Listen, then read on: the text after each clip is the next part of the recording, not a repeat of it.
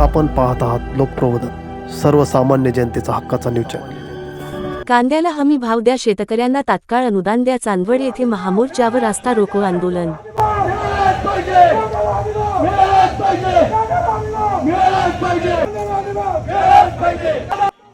चांदवड येथे आज कांद्याला प्रति क्विंटल किमान 3000 रुपये भाव मिळावा। सध्या शेतकऱ्यांना कांदा अवघ्या 1500 रुपयांनी विकावा लागत असल्याने शेतकरी आर्थिक संकटात सापडला आहे।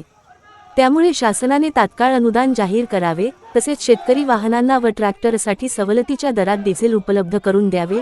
या प्रमुख मागण्यांसाठी चांदवड येथे नागपूर मुंबई राष्ट्रीय महामार्गावर क्रांती महामोर्चा व रास्ता रोको आंदोलन करण्यात आले। या आंदोलनात महाविकास आघाडीचे नेते, पदाधिकारी व कार्यकर्ते मोठ्या संख्येने सहभागी झाले होते। राष्ट्रवादी काँग्रेस शरद पवार गटाचे नेते रोहित पवार यांच्या नेतृत्वाखाली आंदोलन करण्यात आले।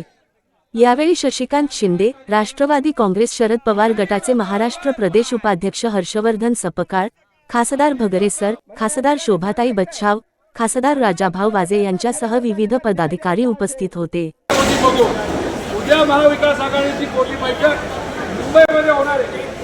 त्यात मंत्रालयाला तुमच्या सगळ्या मागण्या मान्य नाही झाल्या तर काही दिवसांमध्ये मंत्रालयाला घेरायचं असा निर्णय त्या ठिकाणी आपण घेणार आहोत।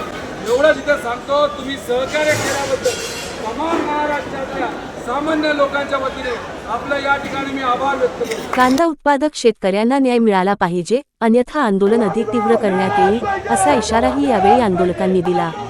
लोकप्रबोधन मराठी न्यूज नेटवर्क महाराष्ट्र प्रतिनिधी सुदाम भारती, चांदवड।